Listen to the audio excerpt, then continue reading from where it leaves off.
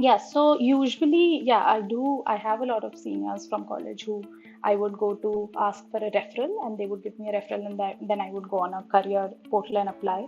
But for this particular opportunity, I just applied randomly on their career page. That is the best way I would say to apply to any company, is to go to their careers page and just look down for opportunities in whatever location you want to, and then upload your resume, upload any cover letter or anything that you want. And then I was lucky enough to get a call from a recruiter back, and then they took this thing forward. Yeah, so I think Google interviews are usually takes a lot of time. So the first thing that you directly, if you applied on their career page or wherever, then you get a call from the recruiter. The recruiter will schedule a call saying they want to take this forward, and then he would explain you the structures. First round is usually a tech, I don't remember exactly what it's called, but it's something like, it's like a, they just want to check if they want to take you forward.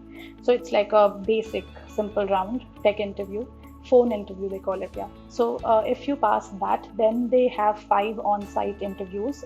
So before COVID, what on-site interviews mean is they would usually call you to the Google office, and there the 5 interviews were held back to back, 45 minutes interview each, and all of these are technical. They don't usually ask you anything from your resume or anything else computer science related. All of these are data structures related, and when I say data structures, this is usually for the freshers role. I don't mean for seniors. Obviously, they would require different things maybe. So after these 5 on-site interviews, then you have team matching rounds. In team matching, they internally, what they do is, if you've qualified these 5 on-site rounds, then they would send your sort of package. They make a package of your good points or bad points and whatever. And internally, they would send this to all the teams that are hiring inside of Google. And then any of these teams, 2 or 3 of these teams would say that, yeah, they want to move forward with your candidature.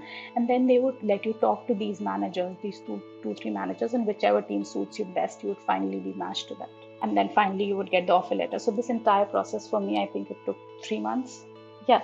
So I think the preparation was not for this particular interview, but because we had a placement season in the 4th year, so I was in general preparing, doing a lot of coding questions from multiple platforms like Leap Code, Code Forces, or multiple other platforms. So the preparation was always going on. And then for this particular, let's say when this opportunity came forward, I looked at previous years, what kind of questions they ask and what kind of, they expect. I went through those questions and answers of people who have qualified. So that gives me an idea of how to curate your answers and how well to understand each point that the interviewer is asking and how to approach those points. Understanding the question very well, like they want you to, let's say they give you a question and then they want you to look at it as a problem and then solve it in different ways, not only one approach that comes to your mind. So I think what I learned was to keep an open mind about it, that there could be multiple approaches and they want you to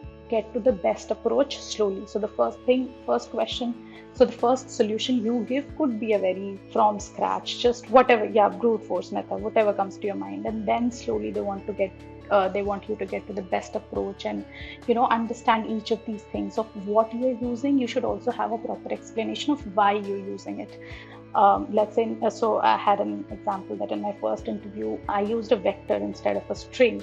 And later on, the feedback came back as a string would be more useful in this approach, and it would, help us save time and memory. So this would be a better approach. And then it was a very small thing, but I think after that, I started every problem that I was solving. I started looking at it very, like each and everything that I'm using, why I'm using this, and could there be a better approach of better data structure or better thing that I could be using for.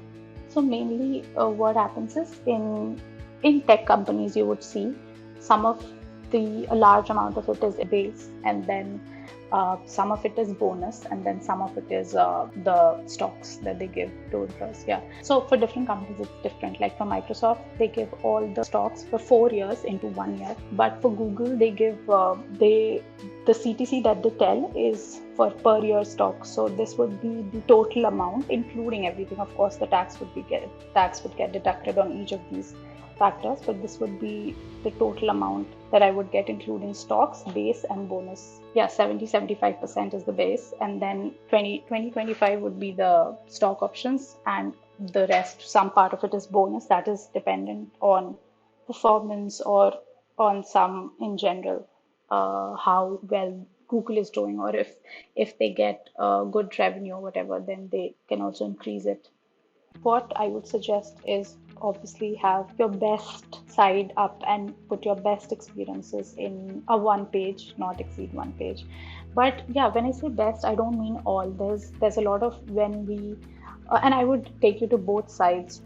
So I remember when I was in third year, I didn't have any experience. I had like barely one or maybe two experience. So when you're at that stage and when you're really looking for a really good thing, I would suggest that you put as much as you can, even though, it does feel like, oh, maybe this is not good enough. But when you're at a later stage, when you have had a lot of experiences, or when I was in my fourth year and towards the end, I felt like, yeah, then you should really filter out what you need to remove.